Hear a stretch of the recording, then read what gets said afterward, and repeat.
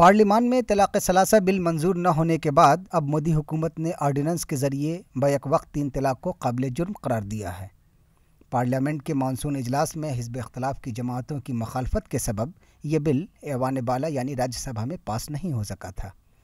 اس کے بعد مودی حکومت کے پاس طلاق ثلاثہ کو جرم کے زمرے میں شامل کرنے کے لیے یہی ایک قانونی راستہ رہ گیا تھا کہ وہ اس کے خلاف ایک آرڈیننس پاس کرے۔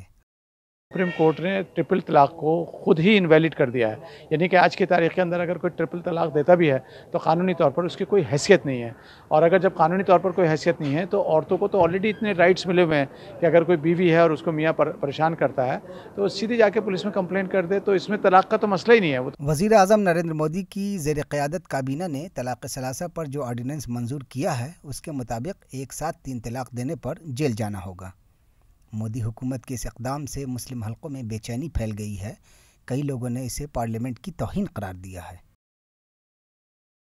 لیکن اس میں ٹرپل ڈیورس کو بیچ میں لانا اور اس طرح سے کرنا ہم کو لگتا ہے کہ سوائے ایک پولیٹیکل گمک کے علاوہ اور کوئی دوسرا نہیں ہے، کیونکہ اس وقت ان کو الیکشن میں جانا ہے، اور الیکشن میں جانے کے لیے الیکشن تو انہوں نے بالکل ایک فلم کی طرح بنا رکھا ہے، اور وہ فلم یہ ہے کہ بھئی کوئی نہ کوئی ان کو ایک بیڈ بوائے اور ولین چاہیے ہوتا ہے، تو مسلمان بیچارہ ولین ہے۔ آپ مسلمانوں کو کیوں الجھا رہے ہیں ان چیزوں میں؟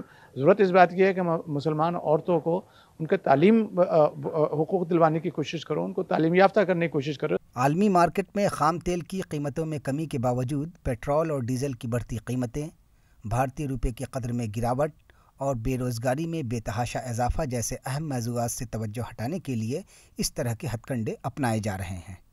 مسلم طبقہ کا کہنا ہے کہ اگر حکومت واقعی مسلمانوں کے مسائل کو حل کرنے میں دلچسپی رکھتی ہے تو اسے چاہیے کہ وہ مسلم خواتین کو تعلیم یافتہ بنانے میں تعاون کرے، نہ کہ انہیں ورغلا کر گندی سیاست کی جائے۔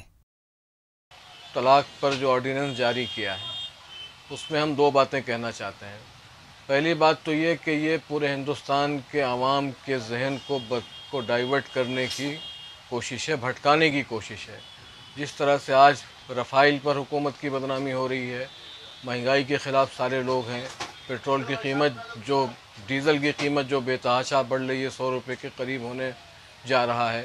اس کے علاوہ روپے کی قیمت جو لگاتار گھٹ رہی ہے، کہاں تک گھٹے گی اس کا بھی کوئی اندازہ نہیں۔ اس سے جو پورے ملک میں بے چینی ہے، اس کو بھٹکانے کے لیے ایک کوشش ہے۔ ETV بھارت کے لیے سہیل اختر اور شاہد انصاری کی رپورٹ۔